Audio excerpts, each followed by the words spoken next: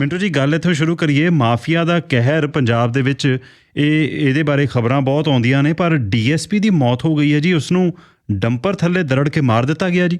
ਜੀ ਇਹ ਬਹੁਤ ਵੱਡੀ ਘਟਨਾ ਹੈ। ਇਹ ਸਾਡੇ ਗਵਾਂਢੀ ਸੂਬੇ ਹਰਿਆਣੇ ਦੀ ਘਟਨਾ ਹੈ। ਇਹਦੇ ਵਿੱਚ ਨੂੰ ਇੱਕ ਜ਼ਿਲ੍ਹਾ ਹੈ ਉਹਨਾਂ ਦਾ, ਤਾਂ ਉਹਦੇ ਵਿੱਚ ਜਦੋਂ ਰੇਡ ਮਾਰੀ ਗਈ, ਕੋਈ ਇਤਲਾਹ ਮਿਲੀ ਹੋਣੀ ਹੈ ਪੁਲਿਸ ਵਾਲਿਆਂ ਨੂੰ ਕਿ ਉੱਥੇ ਮਾਈਨਿੰਗ ਚੱਲ ਰਹੀ ਹੈ, ਤਾਂ ਜਦੋਂ ਉਹ ਢੋਆ ਢੁਆਈ ਕਰ ਰਹੇ ਸੀਗੇ, ਇਹਨਾਂ ਨੇ ਰੋਕਣ ਦਾ ਯਤਨ ਕੀਤਾ, ਯਕਦਮ ਉੱਥੇ ਹਫੜਾ ਦਫੜੀ ਮਚੀ ਹੋਏਗੀ। ਤਾਂ ਇਸ ਦਰਮਿਆਨ ਇੱਕ ਡੰਪਰ ਆਉਂਦਾ ਵਾ ਜਿਹਦੇ 'ਚ ਪੱਥਰ ਲੱਦੇ ਹੋਏ ਸਨ, ਪੱਥਰਾਂ ਦੀ ਲਦਾਈ ਹੋਈ ਸੀਗੀ, ਤਾਂ ਉਹ ਡੀਐਸਪੀ ਨੂੰ ਦਰੜ ਦਿੰਦਾ ਹੈ। ਤਾਂ ਇਸ ਤਰ੍ਹਾਂ ਦਾ ਇੱਕ ਕਹਿ ਲਓ ਕਿ ਮਾਫੀਆ ਦਾ ਡਰ, ਮਾਫੀਆ ਦੀ ਦਹਿਸ਼ਤ ਔਰ ਮਾਫੀਆ ਦਾ ਇਹਨੂੰ ਆਪਾਂ ਕਹਿ ਸਕਦੇ ਹਾਂ ਕਿ ਜ਼ੁਲਮ ਜਾਂ ਕਹਿਰ। ਤਾਂ ਉਸ ਤੋਂ ਬਾਅਦ ਫਿਰ ਹਰਿਆਣਾ ਪੁਲਿਸ ਜਿਹੜੀ ਆ ਉਹ ਬਹੁਤ ਜ਼ਿਆਦਾ ਗੁੱਸੇ 'ਚ ਆਉਂਦੀ ਹੈ, ਐਕਟਿਵ ਹੋ ਜਾਂਦੀ ਹੈ। ਹਰਿਆਣਾ ਦਾ ਮੁੱਖ ਮੰਤਰੀ ਆਉਂਦਾ ਹੈ ਸਾਹਮਣੇ, ਫਿਰ ਇਸ ਤੋਂ ਇਲਾਵਾ ਹੋਮ ਮਿਨਿਸਟਰ ਆਉਂਦਾ ਹੈ ਸਾਹਮਣੇ, ਤਾਂ ਉਹ ਕਹਿੰਦੇ ਕਿ ਚਾਹੇ 4 ਜ਼ਿਲ੍ਹਿਆਂ ਦੀ ਪੁਲਿਸ ਲਾਉਣੀ ਪੈ ਜੇ, ਛੱਡਾਂਗੇ ਨਹੀਂ। ਤਾਂ ਇਹਨਾਂ ਨੇ ਫਿਰ 3-4 ਘੰਟਿਆਂ ਬਾਅਦ ਇੱਕ ਛੋਟਾ ਜਿਹਾ ਐਨਕਾਊਂਟਰ ਕਰਨ ਤੋਂ ਬਾਅਦ ਜਿਹੜਾ ਉਹ ਡਰਾਈਵਰ ਸੀਗਾ ਮਾਫੀਆ ਦਾ, ਉਹਨੂੰ ਅਰੈਸਟ ਕਰ ਲਿਆ ਹੈ। ਇੱਕੋ ਇੱਕ ਗ੍ਰਿਫਤਾਰੀ ਹੋਈ ਸੀਗੀ ਦੇਰ ਸ਼ਾਮ ਤੱਕ। ਜੇ ਗੱਲ ਕਰੀਏ ਕਿ ਇੱਕੋ ਹੀ ਗ੍ਰਿਫਤਾਰੀ ਹੋਈ ਆ, ਕਹਿੰਦੇ ਕਿ ਦੂਜੇ ਵੀ ਅਸੀਂ ਫੜ ਲਵਾਂਗੇ। ਹੋ ਸਕਦਾ ਕਿ ਅੱਜ ਰਾਤ ਦੇ ਵਿੱਚ ਫੜ ਲੈਣ। ਜਦੋਂ ਪੁਲਿਸ ਤੇ ਬਣਦੀ ਹੈ, ਤੁਹਾਨੂੰ ਪਤਾ ਹੀ ਹੈ, ਵਿਕਾਸ ਦੁਬੇ ਨੇ ਜੋ ਉੱਥੇ ਦਹਿਸ਼ਤ ਖੜੀ ਕੀਤੀ ਸੀ ਯੂਪੀ ਦੇ ਵਿੱਚ, ਉਹ ਤੇ ਕਿਸੇ ਨੂੰ ਦਿਸੀ ਨਹੀਂ। ਤੇ ਜਿੱਦਣ ਉਹਨੇ ਪੁਲਿਸ ਵਾਲੇ ਮਾਰ ਦਿੱਤੇ, ਰੌਲਾ ਸੀ 8 ਕਿੱਲੇ ਜ਼ਮੀਨ ਦਾ। ਜਦੋਂ ਉਹਨੇ ਜ਼ਮੀਨ ਵਾਹ ਲਈ, ਮਾਮਲਾ ਠਾਣੇ ਗਿਆ, ਉਹਨਾਂ ਦੀ ਵੀ ਸਿਫਾਰਿਸ਼ ਸੀ। ਤਾਂ ਕੋਈ ਸਿਫਾਰਿਸ਼ ਜਦੋਂ ਚੱਲੀ, ਪੁਲਿਸ ਨੇ ਰੇਡ ਮਾਰੀ, ਉੱਥੋਂ ਕਹਾਣੀ ਵਿਗੜੀ, ਉਹਨੇ ਪੁਲਿਸ ਵਾਲੇ ਮਾਰ ਦਿੱਤੇ। ਤੇ ਮੁੜ ਕੇ ਵਿਕਾਸ ਦੁਬੇ, ਜਿਹਨੂੰ ਖੁੱਲੀ ਖੇਡ ਖੇਡਣ ਦਾ, ਯਾਨੀ ਖੁੱਲਾ ਖੇਡ ਫਰੂਕਾਬਾਦੀ ਜਿਹਨੂੰ ਕਹਿੰਦੇ ਆ, ਤਾਂ ਖੁੱਲਾ ਖੇਡ ਖੇਡਣ ਦਾ ਮੌਕਾ ਦਿੱਤਾ ਗਿਆ ਉਹਨੂੰ। ਫਿਰ ਇੱਕੋ ਝਟਕੇ 'ਚ ਤੁਹਾਨੂੰ ਪਤਾ ਜੀਪ ਪਲਟ ਗਈ ਸੀਗੇ। ਤਾਂ ਇਹ ਪੁਲਿਸ ਉਦੋਂ ਫਿਰ ਜ਼ਿਆਦਾ ਐਕਟਿਵ ਹੁੰਦੀ ਹੈ ਜਦੋਂ ਇਹਨਾਂ ਤੇ ਬਣਦੀ ਆ। ਮੈਂ ਇਹ ਨਹੀਂ ਕਹਿੰਦਾ ਕਿ ਪੁਲਿਸ ਵਾਲੇ ਮਰਨੇ ਚਾਹੀਦੇ ਆ, ਕਿਉਂਕਿ ਉਹਨਾਂ ਦੇ ਵੀ ਘਰ ਉਜੜਦੇ ਆ। ਜਿਹੜੇ ਡੀਐਸਪੀ ਸਾਹਿਬ ਸੀਗੇ, ਇਹਨਾਂ ਨੇ 3 ਮਹੀਨਿਆਂ ਬਾਅਦ ਰਿਟਾਇਰ ਹੋ ਜਾਣਾ ਸੀਗਾ। ਪਰ ਰੌਲਾ ਇਹ ਆ, ਮੈਨੂੰ ਯਾਦ ਹੈ ਅੱਜ ਵੀ, ਵਿਜੇ ਜੀ, ਪੰਜਾਬ ਹਰਿਆਣਾ ਬਾਰਡਰ ਤੇ ADC ਦੇ ਸਾਹਮਣੇ ਇੱਕ ਟੀਮ ਨੂੰ ਕੁੱਟਿਆ ਗਿਆ ਸੀਗਾ। ਮੇਰੇ ਖਿਆਲ ਦੇ ਨਾਲ ਟਰਾਂਸਪੋਰਟ ਮਹਿਕਮੇ ਦੀ ਉਹ ਟੀਮ ਸੀ, ਇਸੇ ਹੀ ਹਰਿਆਣੇ ਦੇ ਵਿੱਚ। ਹਿਸਾਬ ਲਾ ਲਓ, ਮਾਫੀਆ ਨੇ ਬਹੁਤ ਚੰਬਿਆ ਸੀ ਟਿਕਾ ਕੇ। ਸੋ ਆਪਾਂ ਪੰਜਾਬ ਦੀ ਉਹ ਗੱਲ ਕਰ ਲਈਏ, ਇੱਕ ਚੈਨਲ ਦੇ 2 ਪੱਤਰਕਾਰ ਜਲਾਲਾਬਾਦ 'ਚ ਟਿਕਾ ਕੇ ਕੁੱਟੇ ਗਏ ਸਨ। ਇਸ ਤੋਂ ਇਲਾਵਾ ਪਟਿਆਲੇ ਦੇ ਵਿੱਚ ਅਮਰਿੰਦਰ ਸਿੰਘ ਦਾ ਜਦੋਂ ਰਾਜ ਚੱਲ ਰਿਹਾ ਸੀਗਾ, ਉਹਨਾਂ ਨੇ ਟਿਕਾ ਕੇ ਕੁੱਟੇ ਬੰਦੇ। ਰੋਪੜ ਦੇ ਵਿੱਚ ਚੋਪੜ ਤੇ 2 ਅਧਿਕਾਰੀ। ਇਸ ਤੋਂ ਇਲਾਵਾ ਜੇ ਤੁਸੀਂ ਦੇਖੋਗੇ, ਇੱਕ ਲੇਡੀ ਅਫਸਰ ਬੜੀ ਉਹਨਾਂ ਦਿਨਾਂ ਦੇ ਵਿੱਚ ਕਹਿ ਲਓ ਕਿ ਸੁਰਖੀਆਂ 'ਚ ਆਈ ਸੀ, ਉਹਦੇ ਮਗਰ ਲੱਗੇ ਮਾਫੀਆ ਵਾਲੇ ਮੋਹਾਲੀ ਦੇ ਨਜ਼ਦੀਕ। ਸੋ ਇਹ ਅਟੈਕ ਹੁੰਦੇ ਨੇ। ਔਰ ਲਾਡੋਵਾਲ ਦਾ ਅਟੈਕ ਕੌਣ ਭੁੱਲੇਗਾ ਕਿ ਲਾਡੋਵਾਲ ਪੁਲਿਸ ਦੀ ਹਾਜ਼ਰੀ ਦੇ ਵਿੱਚ ਉਹਨਾਂ ਨੇ ਅਫਸਰ ਕੁੱਟੇ ਫੜ ਕੇ। ਤੇ ਜੇ ਬਾਹਰ ਦੀ ਗੱਲ ਕਰੋਗੇ, ਪੀਲੀਭੀਤ ਦੇ ਵਿੱਚ ਇੱਕ ਵਾਰੀ, ਵਿਜੇ ਜੀ ਮੈਂ ਤੁਹਾਨੂੰ ਇੰਟਰਸਟਿੰਗ ਗੱਲ ਦੱਸ ਦਿੰਦਾ, ਬਸ ਉਹ ਬਾਅਦ 'ਚ ਖਤਮ ਕਰ ਦਿੰਦਾ ਜੀ। ਵਿਧਾਇਕ ਨੇ ਰੇਡ ਮਾਰੀ ਜਾ ਕੇ, ਵਿਧਾਇਕ ਦੀ ਹਾਜ਼ਰੀ 'ਚ ਉਹਨਾਂ ਨੇ ਰੈਵਨਿਊ ਸੁਪਰਡੈਂਟ ਢਾ ਲਿਆ ਮਾਈਨਿੰਗ ਮਾਫੀਆ ਨੇ ਪੀਲੀਭੀਤ ਦੇ ਵਿੱਚ।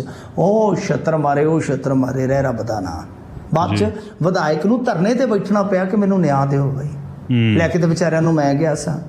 ਤੇ ਉੱਥੋਂ ਆਮ ਹੀ ਖਬਰਾਂ ਨੇ, ਟਰੈਕਟਰ ਟਰਾਲੀਆਂ ਛੜਾ ਕੇ ਲੈ ਜਾਂਦੇ ਆ, ਤਾਂ ਬੁਰਾ ਕਰਦੇ ਨੇ। ਸੋ ਇਹ ਸਾਰਾ ਕੁਛ ਹੀ ਜਿਹੜਾ ਆ, ਅੱਜ ਤੁਸੀਂ ਜਿੱਦਾਂ ਕਰ ਰਹੇ ਹੋ ਹਰਿਆਣੇ ਵਾਲਿਓ, ਜੇ ਉਦਣ ਹੀ ਕੀਤਾ ਹੁੰਦਾ ਜਿੱਦਣ ADC ਦੇ ਸਾਹਮਣੇ ਉਹਨਾਂ ਨੇ ਟੀਮ ਕੁੱਟੀ ਸੀ ਫੜ ਕੇ ਮਾਫੀਆ ਵਾਲਿਆਂ ਨੇ, ਤੇ ਸ਼ਾਇਦ ਆਹ ਨੌਬਤ ਨਾ ਆਉਂਦੀ, ਨਾ ਬੰਦੇ ਮਰਦੇ। ਖੈਰ ਗੱਲ ਇਹ ਆ ਵਿਜੇ ਜੀ, ਇੱਥੇ ਹਾਲਾਤ ਇਹ ਆ ਕਿ ਜਿਵੇਂ ਕਹਿੰਦੇ ਹੁੰਦੇ ਨਾ ਕਿ ਸਹਿ ਦਾ ਸ਼ਿਕਾਰ ਕਰਨਾ ਹੋਵੇ ਤੇ ਸ਼ੇਰ ਦੀ ਤਿਆਰੀ ਕਰੋ।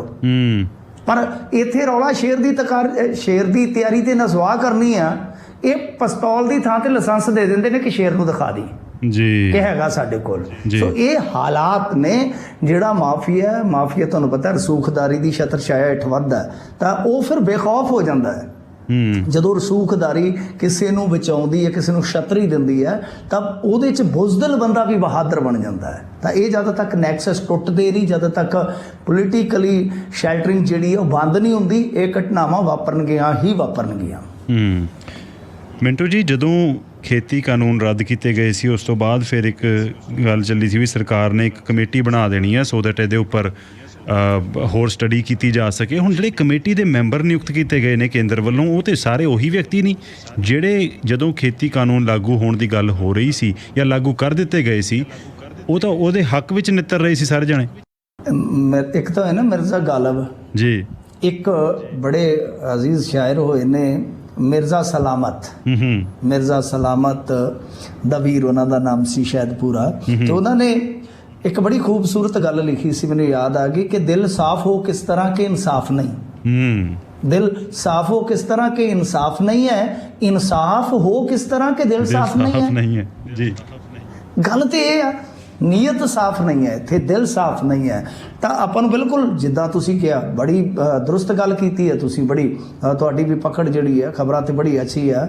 ਮੈਂ ਇਸ ਗੱਲ ਦੀ ਦਾਤ ਦੇਵਾਂਗਾ ਤੁਹਾਨੂੰ ਕਿ ਤੁਸੀਂ ਉਹ ਬੰਦੇ ਪਛਾਣ ਲਏ। ਉਹਦੇ ਵਿੱਚ ਉਹ ਗੁਣੀ ਪ੍ਰਕਾਸ਼ ਵੀ ਹੈ। ਉਹ ਗੁਣੀ ਪ੍ਰਕਾਸ਼ ਜਿਹੜਾ ਕਿਸਾਨ ਆਗੂ, ਜਿਵੇਂ ਤੁਸੀਂ ਦੇਖਿਆ ਹੋਣਾ ਕਿ ਇੱਕ ਲੀਡਰ ਪਾਇਆ ਸੀਗਾ ਭੁਪਿੰਦਰ ਮਾਨ ਜੀ, ਤਾਂ ਭੁਪਿੰਦਰ ਮਾਨ ਨੂੰ ਕਮੇਟੀ ਛੱਡਣੀ ਪਈ ਸੀ। ਤਾਂ ਇਹ ਭੁਪਿੰਦਰ ਮਾਨ ਹੋਰਾਂ ਦਾ ਸਾਥੀ ਹੈ। ਅੱਛਾ, ਇਹ ਤਾਂ ਟੁੱਟ ਕੇ ਪੈਂਦਾ, ਖਾਣ ਨੂੰ ਪੈਂਦਾ ਸੀ ਉਦੋਂ ਕਿਸਾਨ ਅੰਦੋਲਨ ਦੇ ਜਿਹੜੇ ਅਗਵਾਨੂ ਸੀਗੇ ਉਹਨਾਂ ਨੂੰ ਜੀ। ਜਿਹੜਾ ਬੰਦਾ ਇੰਨੀ ਨਫ਼ਰਤ ਪਾਲੀ ਬੈਠਾ ਆ ਜਾਂ ਇੰਨਾ ਗੁੱਸਾ ਪਾਲੀ ਬੈਠਾ ਕਿਸੇ ਅੰਦੋਲਨ ਦੇ ਖਿਲਾਫ, ਕਿਸੇ ਵਰਗ ਦੇ ਖਿਲਾਫ, ਉਹ ਕਮੇਟੀ ਦੇ ਵਿੱਚ, ਕਮਾਲ ਦੀ ਗੱਲ ਹੈ। ਦਰੁਸਤ ਕਿਹਾ ਤੁਸੀਂ।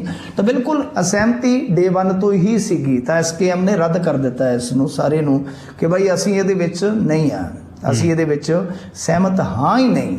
ਤਾਂ ਬਿਲਕੁਲ ਸਹੀ ਗੱਲ ਹੈ, ਕਿਉਂਕਿ ਜਦੋਂ ਉੱਥੇ ਗੁਣੀ ਪ੍ਰਕਾਸ਼ ਵਰਗੇ ਬੰਦੇ ਬੈਠੇ ਤੇ ਉਹਨਾਂ ਨੇ ਜਿਹੜੇ ਗੁਣ ਉੱਥੇ ਦਿਖਾਣੇ ਨੇ ਜੀ, ਉਹ ਸਭ ਨੂੰ ਪਤਾ।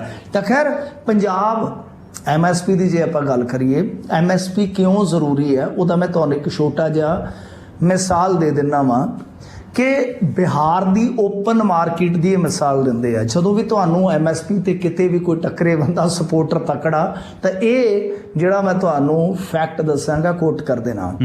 ਅੱਛਾ, ਬਿਹਾਰ ਦੀ ਓਪਨ ਮਾਰਕੀਟ ਮੰਡੀਆਂ ਖਤਮ ਕਰਕੇ ਇਹਨਾਂ ਨੇ ਕਾਇਮ ਕੀਤੀ ਸੀ।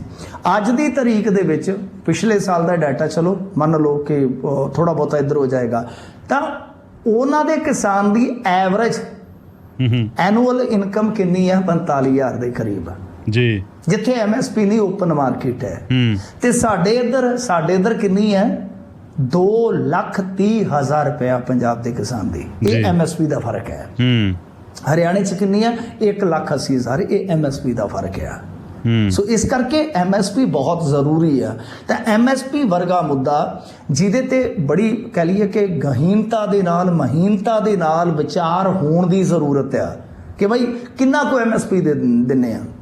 ਹੁਣ ਇੱਕ ਤਰਕ ਤੁਹਾਡੇ ਕੋਲ ਆਏਗਾ ਕਿ ਦੇਖੋ ਜੀ ਸਾਰਾ ਜੇ MSP ਦੇਣਾ ਹੋਵੇ ਤੇ 14 ਲੱਖ ਕਰੋੜ ਦੇਣਾ ਪਏਗਾ, ਜਦ ਕਿ ਇਹ ਬਿਲਕੁਲ ਕੁਫਰ ਤੋਲਦੇ ਨੇ, ਝੂਠ ਬੋਲਦੇ ਨੇ ਕਿ ਜੇ ਆਪਾਂ ਇੰਡੀਅਨ ਗਵਰਨਮੈਂਟ ਨੂੰ ਦੇਖੀਏ ਤਾਂ ਉਹ ਮਸਾਂ ਅਪਰੋਕਸੀਮੇਟਲੀ 2.5 ਲੱਖ ਕਰੋੜ ਖਰਚ ਕਰਦੀ ਹੈ MSP ਤੇ, ਜਾਂ ਜਿੰਨੀਆਂ ਵੀ ਟੋਟਲ ਫਸਲਾਂ ਨੇ। ਤੇ ਜੇ ਮਤਲਬ ਕਿ ਪ੍ਰਾਈਵੇਟ ਪਲੇਅਰ ਬਰੋਬਰ ਆ ਕੇ MSP ਤੇ ਖਰੀਦਣਾ ਸਟਾਰਟ ਕਰ ਦੇਣ, ਥੋੜਾ ਜਿਹਾ ਇਹ ਇਨਵੈਸਟ ਕਰਨ ਤਾਂ ਕਿਸਾਨ ਉੱਤੇ ਆ ਜਾਣਗੇ ਜੀ। ਪਰ ਰੌਲਾ ਇਹ ਹੈ ਕਿ ਜਿਵੇਂ ਤੁਸੀਂ ਕਿਹਾ, ਇਹਨਾਂ ਨੇ ਤੇ ਉਹ ਚੱਲਦੀ ਜਦੋਂ ਅੰਦੋਲਨ ਦੀ ਗੱਡੀ ਸੀ ਉਹਨੂੰ ਪੈਂਚਰ ਕਰਨ ਵਾਸਤੇ ਇਹਨਾਂ ਨੇ ਕਿਹਾ ਜੀ ਕਿ ਫਲਾਣੇ ਇੰਨੇ ਸਾਡੇ ਕੋਲ ਆ ਗਏ ਨੇ ਜੀ, ਉਹ ਸਹਿਮਤੀ ਦੇ ਰਹੇ ਨੇ, ਉੱਥੇ ਖੜ ਜਾਣਾ ਵਗ, ਚੱਲ ਦੇ ਫੋਟੋ ਸੈਲਫੀ। ਤੇ ਉੱਥੋਂ ਕੀ ਹੁੰਦਾ ਸੀਗਾ ਕਿ ਬਾਅਦ ਦੇ ਵਿੱਚ ਪਤਾ ਲਾਇਆ ਜਾਂਦਾ ਤਾਂ ਜਿਹੜੀਆਂ ਜਥੇਬੰਦੀਆਂ ਦੇ ਨਾਂ ਹੁੰਦੇ ਸੀ ਉਹਨਾਂ ਦੇ ਵਿੱਚ ਅਹੁਦੇ ਤੇ ਇਹਨਾਂ ਦੇ ਅਹੁਦੇਦਾਰ ਹੁੰਦੇ ਸੀ ਭਾਰਤੀ ਜਨਤਾ ਪਾਰਟੀ ਵਾਲਿਆਂ ਦੇ।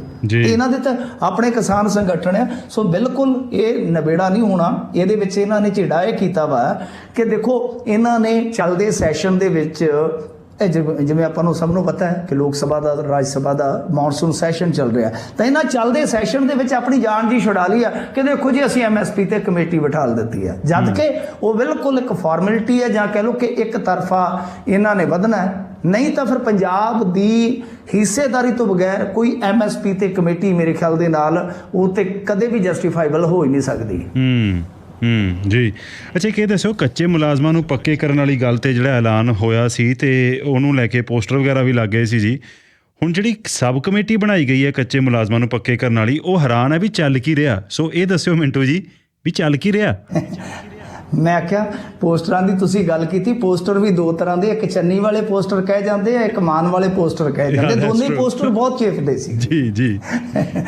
ਦੇਖੋ ਗੱਲ ਕੀ ਹੈ ਕਿ ਚੰਨੀ ਸਾਹਿਬ ਨੇ ਤਾਂ ਲਾ ਦਿੱਤੇ ਸੀਗੇ ਪੋਸਟਰ, ਬਾਅਦ ਦੇ ਵਿੱਚ ਉਹ ਜਿਵੇਂ ਕਹਿੰਦੇ ਨਾ ਫਟਾ ਪੋਸਟਰ ਨਿਕਲਾ ਹੀਰੋ ਜੀ, ਤਾਂ ਉਦਾਂ ਹੀ ਬਾਅਦ ਦੇ ਵਿੱਚ ਉਹ ਪੋਸਟਰ ਫਾੜ ਦਿੱਤੇ ਲੋਕਾਂ ਨੇ ਪਿੰਡਾਂ 'ਚ। ਕਿਉਂ? ਕਿਉਂਕਿ ਰਾਜਪਾਲ ਨੇ ਉਹ ਫਾਈਲ ਹੀ ਮੋੜ ਦਿੱਤੀ, ਕਹਿੰਦੇ ਉਹ ਜੀ ਸਾਨੂੰ ਪਤਾ ਨਹੀਂ ਸੀ, ਇਤਰਾਜ਼ ਲੱਗ ਗਏ ਨੇ ਸਾਡੀ ਫਾਈਲ ਤੇ, ਤਾਂ ਉਹ ਵਿੱਚ ਵਿਚਾਲੇ ਹੀ ਰਹਿ ਗਿਆ ਮਸਲਾ। ਤਾਂ ਫਿਰ ਆਮ ਆਦਮੀ ਪਾਰਟੀ ਜਿਹੜੀ ਕਿ ਇਸ ਮੁੱਦੇ ਤੇ ਬਹੁਤ ਗੰਭੀਰਤਾ ਦੇ ਨਾਲ ਅੱਗੇ ਵਧ ਰਹੀ ਸੀਗੀ ਉਸ ਟਾਈਮ ਕੰਪੇਨ ਦੇ ਵਿੱਚ, ਤਾਂ ਇਹਨਾਂ ਨੇ ਵੀ ਆ ਕੇ ਗਰੰਟੀ ਦੇ ਦਿੱਤੀ ਰੁਜ਼ਗਾਰ ਦੀ। ਤਾਂ ਉਸ ਤੋਂ ਬਾਅਦ ਮਾਨ ਸਾਹਿਬ ਨੇ ਤਾਂ ਇੱਥੋਂ ਤੱਕ ਕਹਿ ਦਿੱਤਾ ਸੀਗਾ ਕਿ ਮੇਰਾ ਹਰਾ ਪੈਨ ਜੇ ਸਭ ਤੋਂ ਪਹਿਲਾਂ ਚੱਲੇਗਾ ਤਾਂ ਉਹ ਚੱਲੇਗਾ ਬੇਰੁਜ਼ਗਾਰਾਂ ਵਾਸਤੇ। ਤਾਂ ਉਹ ਕਹਿੰਦੇ ਹੁੰਦੇ ਸੀ ਨਾ, ਉਹਨਾਂ ਦੇ ਡਾਇਲੌਗ ਵੀ ਬੜੇ ਫੇਮਸ ਨੇ ਕਿ ਅਸੀਂ ਟਿਫਨ ਜਿਹੜੇ ਆ ਨਾ ਉਹ ਫੜਾ ਦਿਆਂਗੇ ਮੁੰਡਿਆਂ ਦੇ ਹੱਥਾਂ ਦੇ ਵਿੱਚੋਂ ਟੀਕੇ ਖੋ ਕੇ, ਕੁਛ ਇਸ ਤਰ੍ਹਾਂ ਉਹ ਸ਼ਬਦ ਇਸਤੇਮਾਲ ਕਰਿਆ ਕਰਦੇ। ਸ਼ਬਦਾਂ ਦੇ ਤਾਂ ਵੈਸੇ ਵੀ ਜਾਦੂਗਰ ਨੇ ਉਹ ਜੀ। ਅੱਛਾ, ਉਸ ਤੋਂ ਬਾਅਦ ਫਿਰ ਤੁਹਾਨੂੰ ਪਤਾ ਸਭ ਤੋਂ ਜਿਹੜਾ ਕਹਿ ਲਓ ਕਿ ਦੁਨੀਆ ਦੇ ਵਿੱਚ ਡਾਇਲੌਗ ਗਿਆ ਸੀਗਾ ਕਿ ਗੋਰੇ ਵੀ ਇੱਧਰ ਨੂੰ ਆਇਆ ਕਰਨਗੇ। ਹਾਲਾਂਕਿ ਗੋਰਿਆਂ ਲਈ ਅਜੇ ਐਂਟਰੀ ਖੁੱਲੀ ਨਹੀਂ ਹੈ, ਜਦੋਂ ਖੁੱਲੀ ਅਸੀਂ ਜ਼ਰੂਰ ਦੱਸਾਂਗੇ। ਤਾਂ ਹਾਲ ਦੀ ਘੜੀ ਉਹ ਐਂਟਰੀ ਜਿਹੜੀ ਇਹਨਾਂ ਨੇ ਖੋਲੀ ਨਹੀਂ ਆ। ਤਾਂ ਹੁਣ ਕੀ ਹੈ ਕਿ ਇਹ ਸਾਰਾ ਕੁਝ ਕਰਨ ਵਾਸਤੇ ਯਾਨੀ ਇਹ ਇੱਕ ਬਹੁਤ ਵੱਡੀ ਜ਼ਰੂਰਤ ਬਣ ਗਈ, ਕਿਉਂਕਿ ਇਹਨਾਂ ਨੇ ਵਾਰ-ਵਾਰ ਅਖਬਾਰਾਂ 'ਚ ਵੀ ਕਢਾਇਆ, ਵਾਰ-ਵਾਰ ਦਾਅਵਾ ਵੀ ਕੀਤਾ ਕਿ ਅਸੀਂ ਕੱਚੇ ਮੁਲਾਜ਼ਮ ਪੱਕੇ ਕਰਾਂਗੇ। ਤਾਂ ਹੁਣ ਇਹਨਾਂ ਨੇ ਇੱਕ ਸਬ ਕਮੇਟੀ ਬਣਾ ਰੱਖੀ ਆ। ਰੌਲਾ ਉਹੀ ਹੈ ਜਿਹੜਾ ਆਮ ਤੌਰ ਤੇ ਅਫਸਰਸ਼ਾਹੀ ਦੇ ਵਿੱਚ ਚੱਲਦਾ ਹਮੇਸ਼ਾ, ਕਿ ਸਬ ਕਮੇਟੀ ਨੇ ਅੱਜ ਮੇਰੇ ਖਿਆਲ ਦੇ ਨਾਲ ਤੀਜੀ ਚੌਥੀ ਮੀਟਿੰਗ ਹੈ ਵਿਜੇ ਜੀ ਇਹਨਾਂ ਦੀ, ਚੰਦ ਦਿਨਾਂ ਦੇ ਅੰਦਰ ਚੰਦ ਰੋਜ਼ ਦੇ ਅੰਦਰ ਇਹਨਾਂ ਦੀ ਇਹ ਤੀਜੀ ਚੌਥੀ ਮੀਟਿੰਗ ਹੈ। ਤੇ ਇਹਦੇ ਵਿੱਚ ਫਿਰ ਕੁਝ ਨਹੀਂ ਨਿਕਲਿਆ ਜੀ। ਮਤਲਬ ਕਿ ਜਿਹੜੀ ਅੱਜ ਮੀਟਿੰਗ ਹੋਈ ਆ ਉਹਦੇ 'ਚ ਸਬ ਕਮੇਟੀ ਦੇ ਵਿੱਚ ਜਿਵੇਂ FM ਆ, ਫਾਈਨੈਂਸ ਮਿਨਿਸਟਰ ਆ, ਵਜ਼ੀਰ ਬੈਂਸ ਆ, ਕੁਝ ਹੋਰ ਵੀ ਇਸ ਤਰ੍ਹਾਂ ਦੇ ਚਿਹਰੇ ਆ। ਤਾਂ ਇਹਨਾਂ ਨੇ ਕਾਫੀ ਗੁੱਸਾ ਦਿਖਾਇਆ ਉੱਥੇ, ਕਿਉਂਕਿ ਇਹ ਰਿਕਾਰਡ ਹੀ ਨਹੀਂ ਲਿਆ ਰਹੇ। ਮਤਲਬ ਕਿ ਕਿੰਨੀਆਂ ਜੌਬਾਂ ਕਿਸ ਮਹਿਕਮੇ 'ਚ ਬਣ ਸਕਦੀਆਂ ਕੱਚੇ ਤੋਂ ਪੱਕੇ ਜੀ, ਕਿਸ ਮਹਿਕਮੇ 'ਚ ਕਿਹੜੀ ਸੈਂਕਸ਼ਨਡ ਪੋਸਟ ਆ, ਕਿਹੜੀ ਨਾਨ ਸੈਂਕਸ਼ਨਡ ਆ, ਕਿਵੇਂ ਇਹਦੇ 'ਚੋਂ ਬਚਿਆ ਜਾਏਗਾ। ਕਿਉਂਕਿ ਇੱਕ ਸੁਪਰੀਮ ਕੋਰਟ ਦਾ ਤੁਹਾਨੂੰ ਪਤਾ ਹੈ ਉਮਾ ਦੇਵੀ ਵਾਲਾ ਮਸਲਾ ਹੈ, ਉਹਦੇ 'ਚ ਸੁਪਰੀਮ ਕੋਰਟ ਦੀ ਸਾਫ਼ ਤੌਰ ਤੇ ਹਦਾਇਤ ਆ ਕਿ ਤੁਸੀਂ ਉਹਨਾਂ ਪੋਸਟਾਂ ਤੇ ਇਹ ਬੈਕਡੋਰ ਐਂਟਰੀ ਕਰਾ ਕੇ ਪੱਕੇ ਨਹੀਂ ਕਰ ਸਕਦੇ ਮੁਲਾਜ਼ਮ ਜਿਹੜੀਆਂ ਪੋਸਟਾਂ ਨਿਯਮਤ ਨਹੀਂ ਹੈ, ਮਤਲਬ ਕਿ ਜਿਨ੍ਹਾਂ ਦੀ ਕੋਈ ਨਿਯਮਾਵਲੀ ਨਹੀਂ ਬਣੀ ਜੀ। ਸੋ ਇਸ ਕਰਕੇ ਉਹ ਵੀ ਇੱਕ ਬਹੁਤ ਵੱਡੀ ਦਿੱਕਤ ਰਹਿੰਦੀ ਹੈ, ਬਹੁਤ ਵੱਡੀ ਪਰੇਸ਼ਾਨੀ ਰਹਿੰਦੀ ਹੈ, ਜਦ ਕਿ ਇਹਨਾਂ ਨੇ ਕੁਝ ਵੀ ਨਹੀਂ ਕੀਤਾ। ਸੋ ਇਹ ਹੁਣ ਦਾਅਵੇ ਕਰ ਰਹੇ ਨੇ ਕਿ ਇਹ ਕਰ ਦਿਆਂਗੇ, ਉਹ ਕਰ ਦਿਆਂਗੇ, ਪਰ ਹਾਲ ਦੀ ਘੜੀ ਦੇਖੋ ਇਸ ਮੀਟਿੰਗ ਦੇ ਵਿੱਚੋਂ ਵੀ ਕੱਖ ਨਹੀਂ ਨਿਕਲਿਆ। ਉਹ ਨਾ ਪੰਜਾਬੀ ਦੇ ਵਿੱਚ ਇੱਕ ਕਹਾਵਤ ਆ ਕਿ ਸਾਰੀ ਰਾਤ ਪੀਂਦੀ ਰਹੀ ਤੇ ਗੋਗੀ ਇੱਕ ਵੀ ਨਹੀਂ ਪੱਕੀ। ਮਤਲਬ ਕਿ ਪਿਛਲੇ ਕਈ ਦਿਨਾਂ ਤੋਂ ਮੀਟਿੰਗਾਂ ਦਾ ਸਿਲਸਿਲਾ ਜਾਰੀ ਹੈ, ਮੀਟਿੰਗਾਂ ਮੁਸਲਸਲ ਲਗਾਤਾਰ ਹੋ ਰਹੀਆਂ, ਪਰ ਹਾਲੇ ਤੱਕ ਜਿਹੜੀ ਠੋਸ ਇਹਦੇ 'ਚ ਕੋਈ ਰਣਨੀਤੀ ਨਿਕਲਣੀ ਹੈ ਉਹ ਨਹੀਂ ਨਿਕਲ ਰਹੀ। ਔਰ ਇਹ ਕਾਹਲੀ ਕਿਉਂ ਹੋ ਰਹੀ ਹੈ, ਇਹਦਾ ਵੀ ਇੱਕ ਕਾਰਨ ਹੈ ਵਿਜੇ ਜੀ, ਕਿਉਂਕਿ ਜੇ ਮੰਨ ਲਓ ਇਹ ਕੰਮ ਕਰ ਦਿੰਦੇ ਨੇ, ਕਿਉਂਕਿ ਅੱਜ ਰੁਜ਼ਗਾਰ ਸਾਰੀ ਦੁਨੀਆ ਦੇ ਵਿੱਚ ਇੱਕ ਵੱਡਾ ਮੁੱਦਾ ਹੈ ਜੀ। ਤੁਹਾਡੇ ਇੱਧਰ ਰੁਜ਼ਗਾਰ ਤੇ ਕਿੰਨੇ ਡਿਬੇਟ ਹੁੰਦੇ ਇਲੈਕਸ਼ਨਾਂ ਤੋਂ ਪਹਿਲਾਂ, ਤਾਂ ਇੱਥੇ ਵੀ ਸਾਡੇ ਰੁਜ਼ਗਾਰ ਹੌਲੀ ਹੌਲੀ ਮੁੱਦਾ ਬਣ ਰਿਹਾ ਜਾਂ ਬਣੇਗਾ ਇੱਕ ਦਿਨ। ਤਾਂ ਇਹਨਾਂ ਨੂੰ ਕੀ ਹੈ ਕਿ ਕਾਹਲੀ ਇਸ ਗੱਲ ਦੀ ਹੈ ਕਿ ਕਿਤੇ ਅਸੀਂ ਫੇਲੀਅਰ ਨਾ ਕਰ ਜਾਈਏ ਇਸ ਮੁੱਦੇ ਤੇ, ਨਹੀਂ ਤਾਂ ਹਿਮਾਚਲ 'ਚ ਬੁਰੇ ਫਸ ਜਾਵਾਂਗੇ। ਤੇ ਜੇ ਅਸੀਂ ਇੱਥੇ ਕਰ ਦਿਖਾਉਂਦੇ ਆ ਫਿਰ ਅਸੀਂ ਹਿਮਾਚਲ ਦੇ ਵਿੱਚ ਜਾ ਕੇ ਕਹਿ ਸਕਦੇ ਹਾਂ ਬਈ ਇਹੀ ਗੱਲ ਹਿਮਾਚਲ 'ਚ ਕਹਿ ਸਕਦੇ ਹਾਂ, ਇਹੀ ਗੱਲ ਗੁਜਰਾਤ 'ਚ ਕਹਿ ਸਕਦੇ ਹਾਂ, ਤੇ ਹਰਿਆਣੇ 'ਚ ਤੇ ਕਹਿਣ ਦੀ ਲੋੜ ਹੀ ਨਹੀਂ। ਉਹ ਤੇ ਛੋਟੇ ਭਰਾ ਉਹਨਾਂ ਨੇ ਤੇ ਕੰਧ ਤੋਂ ਝਾਕ ਲੈਣਾ, ਕਿ ਜਿਵੇਂ ਆਪਾਂ ਪੁਰਾਣੇ ਸਮਿਆਂ 'ਚ ਦੇਖਦੇ ਹੁੰਦੇ ਸੀ ਨਾ ਕਿ ਕੰਧ ਤੋਂ ਧੌਣ ਜੀ ਕੱਢ ਕੇ ਦੇਖ ਲੈਂਦੇ ਸੀਗੇ ਕਿ ਅੱਜ ਕੀ ਬਣਿਆ ਤੁਹਾਡੇ ਸਾਗ, ਚਲੋ ਕੋਲੀ ਫੜਾ ਦਿਓ। ਸੋ ਉਹ ਤਾਂ ਫਿਰ ਉਹਨਾਂ ਨੇ ਝਾਕ ਹੀ ਲੈਣਾ ਕਿੱਧਰ ਕੀ ਬਣਿਆ। ਸੋ ਇਸ ਕਰਕੇ ਕਾਲੀ ਜ਼ਿਆਦਾ ਹੋ ਰਹੀ ਹੈ ਜੀ। ਕਈ ਵਾਰ ਤਾਂ ਚੁੱਲ੍ਹੇ ਦੇ ਪਈ ਪਤੀਲੇ ਦਾ ਸੁਨੇਹਾ ਹਵਾਵਾਂ ਹੀ ਦੇ ਦਿੰਦੀਆਂ ਸੀ, ਖੁਸ਼ਬੂ ਤੋਂ ਹੀ ਪਤਾ ਲੱਗ ਜਾਂਦਾ ਸੀ ਬੈਠੇ ਬੈਠੇ ਜੀ। ਮਿੰਟੂ ਜੀ ਇਹ ਦੱਸਿਓ, ਹੁਣ ਬੀਤੇ ਦਿਨੀ ਇੱਥੇ ਸਰੀ ਦੇ ਵਿੱਚ ਜਦੋਂ ਰਿਪੂ ਦਮਨ ਸਿੰਘ ਮਲਿਕ ਦਾ ਕਤਲ ਹੋਇਆ, ਉਸ ਤੋਂ ਮਗਰੋਂ ਪੁਲਿਸ ਵੱਲੋਂ ਇਸ ਵੇਲੇ ਤਫਤੀਸ਼ ਜਾਰੀ ਹੈ ਤੇ ਇਸ ਨੂੰ ਲੈ ਕੇ ਮੋਟਿਵ ਕੀ ਹੋ ਸਕਦਾ ਉਹਨੂੰ ਲੈ ਕੇ ਬਹੁਤ ਸਪੈਕੂਲੇਸ਼ਨ ਹਾਲੇ ਚੱਲ ਰਹੀ ਆ। ਪੁਲਿਸ ਨੇ ਹਾਲੇ ਤੱਕ ਕੁਝ ਗੱਲਾਂ ਕੋਈ ਪਿਨ ਪੁਆਇੰਟ ਨਹੀਂ ਕੀਤਾ ਕੁਝ, ਪਰ ਇਹ ਦੱਸਿਓ ਕਿ ਰਿਪੂ ਦਮਨ ਸਿੰਘ ਮਲਿਕ ਦੀ ਮੌਤ ਦੇ ਨਾਲ ਹੀ ਪੈਨ ਡਰਾਈਵ ਵਾਲਾ ਭੇਤ ਵੀ ਜਾਂਦਾ ਲੱਗਾ। ਪੈਨ ਡਰਾਈਵ ਵਾਲਾ ਭੇਤ ਕੀ ਸੀ ਜੀ? ਦੇਖੋ ਬਿਲਕੁਲ ਤੁਹਾਡੇ ਇਸ ਦੇਸ਼ ਦਾ ਇਹ ਇਨਵੈਸਟੀਗੇਸ਼ਨ ਦਾ ਮੈਟਰ ਆ, ਇਹਦੇ ਤੇ ਆਪਾਂ ਕੋਈ ਬਹੁਤੀ ਗੱਲ ਨਹੀਂ ਕਰ ਸਕਦੇ, ਪਰੰਤੂ ਇੱਧਰ ਜਿਹੜਾ ਇੱਕ ਮਸਲਾ ਚੱਲ ਰਿਹਾ ਸੀਗਾ ਉਹ ਚੱਲ ਰਿਹਾ ਸੀਗਾ, ਤੁਸੀਂ ਦੇਖਿਆ ਹੁਣ ਇੱਧਰ ਇੱਕ ਵਿਵਾਦ ਸੀਗਾ ਗੁਰੂ ਗ੍ਰੰਥ ਸਾਹਿਬ ਦੀ ਛਪਾਈ ਨੂੰ ਲੈ ਕੇ ਜੀ। ਤਾਂ ਇੱਥੇ ਵੀ ਇੱਕ ਤਰ੍ਹਾਂ ਨਾਲ ਕਹਿ ਲਓ ਕਿ ਇਨਵੈਸਟੀਗੇਸ਼ਨ ਚੱਲ ਰਹੀ ਸੀਗੀ ਕਿ ਆਖਰਕਾਰ ਉਹ PDF ਪੈਨ ਡਰਾਈਵ 'ਚ ਪਾ ਕੇ ਕਿਨ ਦਿੱਤੀ, ਜਿਹੜੀ ਕਿ ਕਾਇਦੇ ਦੇ ਮੁਤਾਬਕ ਜਾਂ ਮਰਿਆਦਾ ਦੇ ਮੁਤਾਬਕ ਜਾ ਹੀ ਨਹੀਂ ਸੀ ਸਕਦੀ, ਕਿਉਂਕਿ ਗੁਰੂ ਗ੍ਰੰਥ ਸਾਹਿਬ ਜੀ ਦੇ ਜਿਹੜੇ ਅਧਿਕਾਰ ਨੇ ਛਪਾਈ ਵਾਲੇ ਉਹ SGPC ਦੇ ਕੋਲ ਆ। ਤਾਂ ਇਹ ਪੈਨ ਡਰਾਈਵ ਤੁਹਾਨੂੰ ਪਤਾ ਹੋਏਗਾ ਕਿ ਜਦੋਂ ਇਹ ਮੁੱਦਾ ਉੱਠਿਆ ਫਿਰ ਗਿਆਨੀ ਹਰਪ੍ਰੀਤ ਸਿੰਘ ਜੀ ਨੇ ਮੇਰੇ ਖਿਆਲ ਦੇ ਨਾਲ ਇੱਕ ਹਦਾਇਤ ਕੀਤੀ ਸੀ ਜਿਹਦੇ ਤੇ ਰਿਪੂ ਦਮਨ ਸਿੰਘ ਮਾਲਕ ਜੀ ਤੇ ਬਲਵੰਤ ਸਿੰਘ ਜੀ ਪੰਦੇਰ ਸਨ। ਇਹਨਾਂ ਨੂੰ ਜਦੋਂ ਕੋਈ ਆਦੇਸ਼ ਹੋਇਆ ਤਾਂ ਫਿਰ ਇਹਨਾਂ ਨੇ ਸਪਸ਼ਟੀਕਰਨ ਵੀ ਦਿੱਤਾ ਤੇ ਉਸ ਤੋਂ ਬਾਅਦ ਜਿਹੜੇ ਪਾਵਨ ਸਰੂਪ ਸੀਗੇ ਤਾਂ ਉਹਦੇ ਵਾਸਤੇ ਜਿਹੜੀ ਉਹ ਮਤਲਬ ਕਿ ਛਪਾਈ ਲਈ PDF ਸੀਗੀ ਪੈਨ ਡਰਾਈਵ, ਤਾਂ ਇਹ ਪੁੱਛਿਆ ਗਿਆ ਸੀਗਾ ਸਪਸ਼ਟੀਕਰਨ ਚ ਕਿ ਕਿੱਥੋਂ ਆਈ ਹੈ ਜੀ। ਤਾਂ ਫਿਰ ਉਹ ਸਭ ਨੂੰ ਪਤਾ ਹੀ ਹੈ ਕਿ ਹਰਦੀਪ ਸਿੰਘ ਨਿੱਜਰ ਜੀ ਜਿਹੜੇ ਮੁੱਖ ਸੇਵਾਦਾਰ ਨੇ ਮੇਰੇ ਖਿਆਲ ਦੇ ਨਾਲ ਇੱਥੇ ਗੁਰਦੁਆਰਾ ਸਾਹਿਬ ਸਿੱਖ ਗੁਰਦੁਆਰਾ ਸੁਸਾਇਟੀ ਸਰੀ ਦੇ ਜੀ, ਉਹਨਾਂ ਨੂੰ ਉਹ ਸਾਰਾ ਕੁਝ ਸਮਾਨ ਜਿਹੜਾ ਸੌਂਪ ਦਿੱਤਾ ਗਿਆ ਸੀ। ਇਹ ਸਾਰੀਆਂ ਚੀਜ਼ਾਂ ਔਨ ਰਿਕਾਰਡ ਆ। ਅੱਛਾ, ਸਭ ਤੋਂ ਵੱਡੀ ਗੱਲ ਯਾਨੀ ਭੇਤ ਵਾਲੀ ਗੱਲ ਇਹੀ ਸੀਗੀ ਕਿਉਂਕਿ ਇੱਥੇ ਕਿਆ ਫਾਇਲ ਲੱਗਦੇ, ਮੈਂ ਜਿਵੇਂ ਕਿਹਾ ਕਿ ਤੁਹਾਡੇ ਇੱਧਰ ਇਨਵੈਸਟੀਗੇਸ਼ਨ ਦਾ ਘੇਰਾ ਵੱਖਰੀ ਕਿਸਮ ਦਾ ਹੈ ਜਾਂ ਚਰਚੇ ਵੱਖਰੀ ਕਿਸਮ ਦੇ ਨੇ, ਸਾਡੇ ਇੱਧਰ ਕੁਝ ਵੱਖਰੀ ਕਿਸਮ ਦੇ ਨੇ। ਤਾਂ ਇੱਥੇ ਹੁਣ ਉਹ ਇੱਕ ਤਰ੍ਹਾਂ ਨਾਲ ਕਹਿ ਲਓ ਕਿ ਚਰਚਾ ਜਿਹੜੀ ਹੈ ਨਾ ਉਹ ਇੱਥੇ ਹੋ ਰਹੀ ਹੈ ਇਸ ਗੱਲ ਨੂੰ ਲੈ ਕੇ ਕਿ ਕੀ ਉਹ ਰਾਜ਼ ਕਦੇ ਨਹੀਂ ਖੁੱਲੇਗਾ, ਕਿਉਂਕਿ ਕੁਝ ਲੋਕ ਇਹ ਕਹਿੰਦੇ ਆ ਕਿ ਜਦੋਂ ਇੱਧਰ ਆਏ ਰਿਪੂ ਦਮਨ ਸਿੰਘ ਮਾਲਿਕ ਕਾਫੀ ਮੇਰੇ ਖਿਆਲ ਦੇ ਨਾਲ 25-26 ਸਾਲਾਂ ਬਾਅਦ ਆਏ ਸਨ, ਤਾਂ ਉਹਨਾਂ ਨੇ SGPC ਦੇ ਨਾਲ ਸੰਬੰਧਿਤ ਕੁਝ ਵਿਅਕਤੀਆਂ ਨਾਲ ਮੁਲਾਕਾਤ ਕੀਤੀ ਸੀਗੀ। ਤਾਂ ਇਹ ਇੱਕ ਬੁਝਾਰਤ ਸੀ ਕਿ ਕਿਹੜਾ ਵਿਅਕਤੀ ਹੋ ਸਕਦਾ ਹੈ ਜੀ, ਉਹਨਾਂ ਚੋਂ ਕਿਹੜਾ ਹੋ ਸਕਦਾ ਹੈ ਜਿਹਨੇ ਉਹ ਪੈਨ ਡਰਾਈਵ ਸੌਂਪੀ ਆ। ਹਾਲ ਦੀ ਘੜੀ ਕਹਿ ਸਕਦੇ ਆਪਾਂ ਕਿ ਉਹ ਭੇਤ ਮਤਲਬ ਕਿ ਜਿੱਦਾਂ ਤੁਹਾਡੇ ਇੱਧਰ ਇਨਵੈਸਟੀਗੇਸ਼ਨ ਚੱਲ ਰਹੀ ਹੈ, ਸਾਡੇ ਵੀ ਇੱਕ ਜਗਿਆਸਾ ਸੀ ਕਿ ਕਿਵੇਂ ਗਈ ਪੈਨ ਡਰਾਈਵ, ਕਿਹੜੇ ਬੰਦੇ ਦੇ ਥਰੂ ਗਈ। ਤਾਂ ਉਹ ਇੱਕ ਤਰ੍ਹਾਂ ਨਾਲ ਹੁਣ ਭੇਤ ਜਿਹੜਾ ਲੱਗਦਾ ਨਹੀਂ ਹੈ ਕਿ ਛੇਤੀ ਖੁੱਲੇਗਾ। ਬਾਕੀ ਕਈ ਵਾਰ ਭੇਤ ਖੁੱਲਣ ਤੇ ਆਵੇ ਤਾਂ ਤੁਹਾਨੂੰ ਪਤਾ ਹੈ ਝੱਟ ਖੁੱਲ ਵੀ ਜਾਂਦਾ ਹੁੰਦਾ ਹੈ, 7 ਪੀੜ੍ਹੀਆਂ ਬਾਅਦ ਵੀ ਖੁੱਲ ਜਾਂਦਾ। ਤਾਂ ਹੁਣ ਵੈਸੇ ਤੇ ਜੇ ਭੇਤ ਖੋਲਣੇ ਹੋਣ ਤੇ ਕਹਿੰਦੇ ਕਿ ਵੋਟਾਂ 'ਚ ਖੜੇ ਕਰ ਲਓ ਆਪਣੇ ਆਪ ਨੂੰ ਤੇ ਤੁਹਾਡੇ ਸਾਰੇ ਭੇਤ ਲੋਕ ਹੀ ਖੋਲ ਦਿੰਦੇ ਆ, ਪਰ ਇਹ ਭੇਤ ਖੁੱਲੇਗਾ ਕਿ ਨਹੀਂ ਖੁੱਲੇਗਾ ਇਹਦੇ ਤੇ ਹੁਣ ਇੱਕ ਪ੍ਰਸ਼ਨ ਚਿੰਨ੍ਹ ਜ਼ਰੂਰ ਹੈ। ਜੀ ਜੀ। ਤੇ ਮਿੰਟੂ ਜੀ ਇਹ ਦੱਸਿਓ, ਪਟਿਆਲਾ ਪੁਲਿਸ ਨੇ ਇੱਕ ਟੀਨੇਜਰ ਨੂੰ ਕਿਸੇ ਨੂੰ ਮੁੰਡੇ ਨੂੰ ਗ੍ਰਿਫਤਾਰ ਕੀਤਾ, ਪਰ ਉਹਦੇ ਉੱਪਰ ਜਿਹੜੇ ਦੋਸ਼ ਲਗਾਏ ਗਏ ਨੇ ਬੜੇ ਹੈਰਾਨ ਕਰਨ ਵਾਲੇ ਦੋਸ਼ ਨੇ, ਕੀ ਮਾਜਰਾ ਜੀ ਇਹ? ਹਾਂਜੀ ਬਿਲਕੁਲ, 16 ਵਰਿਆਂ ਦਾ ਲੜਕਾ ਇਹ ਤੇ ਚੌਥੀ ਪਾਸ ਸਿਰਫ, ਤਾਂ ਇਹਨੂੰ ਅਰੈਸਟ ਕੀਤਾ ਹੈ। ਤਾਂ ਇਹਦਾ ਕੰਮ ਕੀ ਸੀਗਾ ਕਿ ਇਹ ਕੁਝ WhatsApp ਨੰਬਰ ਚਲਾਉਂਦਾ ਸੀਗਾ, ਸ਼ਾਇਦ ਬਾਹਰਲੇ ਦੇਸ਼ਾਂ 'ਚ ਵੀ ਕਿਸੇ ਨਾਲ ਇਨ ਟੱਚ ਸੀ। ਪੁਲਿਸ ਨੇ ਬਹੁਤੇ ਖੁਲਾਸੇ ਨਹੀਂ ਕੀਤੇ ਕਿਉਂਕਿ ਇਹ ਨਾਬਾਲਗ ਹੈ, ਸ਼ਾਇਦ ਉਸ ਦੇ ਮੱਦੇ ਨਜ਼ਰ ਗੱਲਾਂ ਖੋਲ ਕੇ ਨਹੀਂ ਕੀਤੀਆਂ, ਪਰ ਇਸ ਸੰਬੰਧੀ SSP ਦੀਪਕ ਪਾਰਿਕ ਜੀ ਹੈ ਜਿਹੜੇ, ਉਹਨਾਂ ਨੇ ਇੱਕ ਬਕਾਇਦਾ PC ਕੀਤੀ ਤੇ ਇਹ ਗੱਲ ਜ਼ਰੂਰ ਕਹੀ ਕਿ ਕੁਝ ਹਿੰਦੂ ਲੀਡਰਾਂ ਨੂੰ ਲਗਾਤਾਰ ਧਮਕੀਆਂ ਦੇ ਰਿਹਾ ਸੀਗਾ ਇਹ, ਕੁਝ ਮਤਲਬ ਕਿ ਗਰੁੱਪ ਕਾਲਿੰਗ ਹੁੰਦੀ ਹੈ ਜਿਸ ਤਰ੍ਹਾਂ, ਉਹ ਸਾਰਾ ਕੁਝ ਜਿਹੜਾ ਮਤਲਬ ਕਿ ਜਿਵੇਂ ਹੁਣ ਵੱਖ-ਵੱਖ ਐਪਸ ਨੇ, ਸਾਨੂੰ ਤੇ ਇੰਨੀ ਜਾਣਕਾਰੀ ਨਹੀਂ ਹੈਗੀ ਕਿ ਉਹ ਸਾਰਾ ਕੁਝ ਉਧਰੋਂ OTP ਵਗੈਰਾ ਜਿਹੜੇ ਸੀਗੇ ਉਹ ਲੈ ਕੇ ਉਧਰੋਂ ਹੀ ਚਲਾ ਕੇ ਸਾਰਾ ਕੁਝ ਜਿਹੜਾ ਇੱਥੋਂ ਕਰ ਰਿਹਾ ਸੀਗਾ ਇਹ ਮੁੰਡਾ। ਮਤਲਬ ਕਿ ਇੱਕ ਚੌਥੀ ਫੇਲ ਬੱਚਾ ਕਹਿ ਲਓ ਕਿ ਉਹ ਕਿੰਨੀ ਮੁਹਾਰਤ ਹਾਸਲ ਕਰ ਗਿਆ, ਧਮਕੀਆਂ ਦੇ ਰਿਹਾ ਸੀਗਾ। ਹਾਲਾਂਕਿ ਅੱਜ ਇੱਕ ਹੋਰ ਮਾਮਲੇ 'ਚ 2 ਗ੍ਰਿਫਤਾਰੀਆਂ ਹੋਈਆਂ ਨੇ ਪਟਿਆਲਾ ਕਾਲੀ ਮੰਦਿਰ ਦੇ ਬਾਹਰ, ਜੋ ਪਿਛਲੇ ਦਿਨੀ ਕਥਿਤ ਤੌਰ ਤੇ ਪੋਸਟਰ ਲਾਏ ਗਏ ਸਨ ਖਾਲਿਸਤਾਨ ਨਾਲ ਸੰਬੰਧਿਤ, ਉਹਦੇ 'ਚ ਵੀ ਇੱਕ ਮੁੰਡਾ 18 ਵਰਿਆਂ ਦਾ ਹੈ। ਤਾਂ ਪੰਜਾਬ ਪੁਲਿਸ ਨੇ ਕਾਫੀ ਚਿੰਤਾ ਪ੍ਰਗਟਾਈ ਹੈ ਕਿ ਇਹ ਜਿਹੜੇ ਮੁੰਡੇ ਆ ਇਹਨਾਂ ਦੀ ਸੋਚ ਨੂੰ ਰੈਡੀਕਲਾਈਜ਼ ਕਰ ਰਹੇ ਨੇ ਕੁਝ ਲੋਕ ਬਾਹਰ ਬੈਠੇ। ਹੁਣ ਇਹਨਾਂ ਨੇ ਖੁੱਲ੍ਹ ਕੇ ਗੱਲ ਤੇ ਨਹੀਂ ਕਹੀ ਕਿ ਕਿਹੜੀ ਕੋਈ ਜਥੇਬੰਦੀ ਹੈ ਜਾਂ ਕੌਣ ਕੋਈ ਵਿਅਕਤੀ ਵਿਸ਼ੇਸ਼ ਹੈ, ਇਸ ਬਾਰੇ ਖੁੱਲ੍ਹ ਕੇ ਜਾਣਕਾਰੀ ਨਹੀਂ ਦਿੱਤੀ ਇਹਨਾਂ ਨੇ ਹਾਲ ਦੀ ਘੜੀ। ਕਹਿ ਲਈਏ ਪ੍ਰੈਸ ਨੋਟ ਦੇ ਵਿੱਚ ਤੇ ਹੈ ਨਹੀਂ, ਕੱਲ੍ਹ ਨੂੰ ਸੰਖੇਪ ਦੇ ਵਿੱਚ 10 ਦਿਨ ਤੇ 10 ਦਿਨ ਜਾਂ ਹੋਰ ਕੋਈ ਐਂਗਲ ਦੇ ਦੇਣ ਤਾਂ ਦੇ ਦੇਣ, ਪਰ ਹਾਲ ਦੀ ਘੜੀ ਇਹ ਸੋਚਣ ਵਾਲਾ ਵਿਸ਼ਾ ਹੈ, ਵਿਚਾਰਨ ਵਾਲਾ ਵਿਸ਼ਾ ਹੈ ਕਿ ਬਹੁਤ ਛੋਟੀ ਉਮਰ ਦੇ ਵਿੱਚ ਬੱਚੇ ਜਿਹੜੇ ਆ ਉਹ ਇੰਟਰਨੈਟ ਦੇ ਥਰੂ ਪ੍ਰਭਾਵ ਹੇਠ ਆ ਰਹੇ ਆ। ਤਾਂ ਕੱਲ੍ਹ ਨੂੰ ਕੋਈ ਵੱਡੀ ਗੱਲ ਹੁੰਦੀ ਹੈ ਤਾਂ ਦੇਖੋ ਇਹ ਸਮਝਾਉਣਾ ਪਏਗਾ ਜਾਂ ਸਮਝਣਾ ਪਏਗਾ ਖੁਦ ਵੀ ਕਿ ਜ਼ਿੰਦਗੀ ਬਰਬਾਦ ਵਾਲੀ ਗੱਲ ਹੈ ਵਿਜੇ ਜੀ।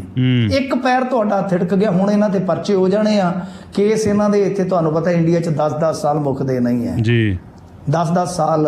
ਇੱਥੇ ਜੱਗੀ ਜੌਹਲ ਹੋਰਾਂ ਦੇ ਕੇਸ ਤੁਸੀਂ ਦੇਖੇ ਹੀ ਹੈ ਕਿ ਉਹ ਪ੍ਰਧਾਨ ਮੰਤਰੀ ਤੱਕ ਕਹਿ ਚੁੱਕੇ ਆ, ਸਰਕਾਰਾਂ ਵੀ ਇਨਵੋਲਵ ਨੇ ਪਰ ਨਹੀਂ ਪੈਰ ਲੱਗਦੇ ਛੇਤੀ ਕੀਤਿਆਂ। ਸੋ ਇਸ ਕਰਕੇ ਇਹ ਗੱਲ ਸਮਝਣੀ ਪਏਗੀ, ਸਮਝਾਉਣੀ ਵੀ ਪਏਗੀ ਕਿ ਜੇ ਤੁਸੀਂ ਇੱਕ ਕਦਮ ਇੱਧਰ ਨੂੰ ਚੁੱਕ ਲਿਆ ਨਾ ਤਾਂ ਫਿਰ ਹਜ਼ਾਰਾਂ ਕਦਮ ਤੁਹਾਡੇ ਨਾ ਜਿਹੜੇ ਉਹ ਆਪਣੇ ਆਪ ਹੀ ਉੱਧਰ ਨੂੰ ਤੁਰੇ ਜਾਣੇ ਆ। ਸੋ ਸਮਝ ਕੇ ਸੋਚ ਕੇ ਚੱਲਣ ਦੀ ਜ਼ਰੂਰਤ ਆ ਜੀ। ਤੇ ਮਿੰਟੂ ਜੀ, ਅੱਜ ਦੀ ਖੁਸ਼ਨੁਮਾ ਖਬਰ? ਹਾਂ ਬਿਲਕੁਲ ਜੀ, ਖੁਸ਼ਨੁਮਾ ਖਬਰ ਵੀ ਸੁਣਾਉਣਾ, ਪਰ ਇਹਦੇ ਵਿੱਚ ਜਿਵੇਂ ਕਰੀਏ ਨਾ ਕਿ ਥੋੜਾ ਜਿਹਾ ਰਸ ਦੂਜਾ ਵੀ ਹੁੰਦਾ, ਦੁੱਖ ਵੀ ਹੁੰਦਾ ਕੁਝ ਚੀਜ਼ਾਂ ਦਾ। ਮਾਮਲਾ ਕੀ ਹੈ, ਇੱਕ 1857 ਦੇ ਵਿੱਚ ਮਤਲਬ ਕਿ ਜਿਹੜੀ ਐਲੀਬੀਅਨ ਹੈਂਡ ਪ੍ਰੈਸ ਉਹਨੂੰ ਕਹਿੰਦੇ ਸੀਗੇ। ਉਹ ਮਸ਼ੀਨ ਆਈ ਸੀ ਜਿਹਦੇ ਨਾਲ ਟਿਕਟ ਛਾਪੇ ਜਾਂਦੇ ਸਨ ਉਸ ਸਮੇਂ 1800 ਮੇਰੇ ਖਿਆਲ ਦੇ ਨਾਲ 67 ਦੇ ਵਿੱਚ ਚਹਾਰ ਬਾਗ ਸਟੇਸ਼ਨ ਹੈ ਜਿਹੜਾ ਲਖਨਊ ਦੇ ਵਿੱਚ। ਹੋਇਆ ਕਿ 2006 ਦੇ ਵਿੱਚ ਇਹਨੂੰ ਰਾਸ਼ਟਰੀ ਵਿਰਾਸਤ ਐਲਾਨਿਆ ਗਿਆ ਕਿਉਂਕਿ ਰੇਲ ਨੈਟਵਰਕ ਗੋਰਿਆਂ ਦੀ ਦੇਣ ਹੈ, ਆਪਾਂ ਨੂੰ ਸਭਨਾਂ ਨੂੰ ਪਤਾ ਹੈ। ਤਾਂ ਇਹਨੂੰ ਰਾਸ਼ਟਰੀ ਵਿਰਾਸਤ, ਕੌਮੀ ਵਿਰਾਸਤ ਐਲਾਨਿਆ ਗਿਆ। ਕਮਾਲ ਦੀ ਗੱਲ ਇਹ ਹੋਈ ਹੈ ਕਿ ਰੇਲਵੇ ਦੇ ਕੁਝ ਕਰਮਚਾਰੀਆਂ ਨੇ ਚੱਕ ਕੇ ਤੇ ਇਹਨੂੰ ਵੇਚ ਦਿੱਤਾ, ਸੇਲ ਕਰ ਦਿੱਤਾ ਕਬਾੜੀਏ ਨੂੰ। ਹੁਣ ਕਬਾੜੀਆ ਅੱਗੋਂ ਬੜਾ ਵਧੀਆ ਇਨਸਾਨ ਨਿਕਲਿਆ, ਜਾਂ ਕਹਿ ਲਓ ਕਿ ਥੋੜਾ ਜ਼ਿਆਦਾ ਪੜ੍ਹਿਆ ਲਿਖਿਆ ਹੋਣਾ ਸਾਡੇ ਨਾਲੋਂ। ਉਹਨੇ ਸੋਚਿਆ ਹੋਣਾ ਕਿ ਇਹਨਾਂ ਮੂਰਖਾਂ ਨੇ ਕਿਸੇ ਹੋਰ ਨੂੰ ਫੜਾ ਦੇਣੀ ਹੈ, ਤਾਂ ਉਹਨੇ ਉਹ ਜਿਹੜੀ ਕੌਮੀ ਵਿਰਾਸਤ ਸੀ ਜਾ ਕੇ ਬਾ ਅਦਬ ਸੰਭਾਲ ਕੇ ਰੱਖ ਕੇ ਤੇ ਪੱਤਰਕਾਰਾਂ ਨੂੰ ਦੱਸਿਆ ਕਿ ਆਹ ਕਰਤੂਤ ਹੈ ਇਹਨਾਂ ਦੀ। ਤਾਂ ਹੁਣ ਇਹ ਬੜੇ ਸਵਾਲ ਵੱਡੇ। ਤੁਹਾਨੂੰ ਯਾਦ ਹੋਏਗਾ ਕਿ ਪਿਛਲੇ ਸਾਲ ਇੱਕ ਖਬਰ ਜਿਹੜੀ ਉਹ ਸਾਰੀ ਦੁਨੀਆ 'ਚ ਫੈਲ ਗਈ ਸੀ। ਪੁਰਨੀਆ ਦੇ ਵਿੱਚ ਰੇਲਵੇ ਦੇ ਇੱਕ ਇੰਜੀਨੀਅਰ ਨੇ ਭਾਫ ਵਾਲਾ ਇੰਜਣ ਹੀ ਵੇਚ ਕੱਤਿਆ ਸੀ, ਵੱਟ ਕੇ ਤੇ ਉਹਦੇ ਪੈਸੇ ਵੱਟ ਲਏ। ਉਹ ਜਦੋਂ ਉਹਨੂੰ ਪਤਾ ਲੱਗਾ ਥੱਲੇ ਸਪਰਿੰਗ ਜੇ ਹੁੰਦੇ ਆ ਨਾ ਜਿਹੜੇ ਪਹੀਆਂ ਦੇ ਕੋਲ, ਉਹ ਹੀ ਰਹਿ ਗਏ, ਬਾਕੀ ਉੱਥੋਂ ਸਾਰਾ ਇੰਜਣ ਹੀ ਲੈ ਗਿਆ ਉਹ ਵਲੇਟ ਕੇ। ਤਾਂ ਇਹ ਰੇਲਵੇ ਵਾਲੀ ਆਪਣੀ ਵਿਰਾਸਤ ਖਤਮ ਕਰ ਰਿਹਾ। ਪਰ ਖੁਸ਼ਨੁਮਾ ਖਬਰ ਇਹ ਆ ਕਿ ਇੱਕ ਕਬਾੜੀਏ ਨੇ ਅੱਛੀ ਸੋਚ ਦਾ ਮੁਜ਼ਾਹਰਾ ਕੀਤਾ। ਪਰ ਇਹਨਾਂ ਦੀ ਸੋਚ, ਜਿਹੜੇ ਬੰਦੇ ਉੱਥੋਂ ਰਿਜ਼ਕ ਲੈ ਰਹੇ ਨੇ, ਰੋਟੀ ਖਾ ਰਹੇ ਨੇ, ਜਿਹੜੇ ਆਪਣੀ ਜੌਬ 'ਚੋਂ ਕਿਸ ਤਰ੍ਹਾਂ ਦੀ ਜੌਬ ਅਦਾ ਕਰ ਰਹੇ ਨੇ, ਇਹ ਦੁਖਾਂਤ ਹੈ। ਪਰ ਸੁੱਖ ਵਾਲੀ ਗੱਲ ਇਹ ਆ, ਜਾਂ ਕਹਿ ਲਓ ਸਕਾਰਾਤਮਕ ਗੱਲ ਇਹ ਆ ਕਿ ਕਈ ਵਾਰ ਬੰਦੇ ਪੇਸ਼ੇ ਤੋਂ ਭਾਵੇਂ ਉਹ ਕਬਾੜ ਦਾ ਕੰਮ ਕਰਦੇ ਹੋਣ ਪਰ ਸੋਚ ਬਹੁਤ ਉੱਚੀ ਰੱਖਦੇ ਨੇ।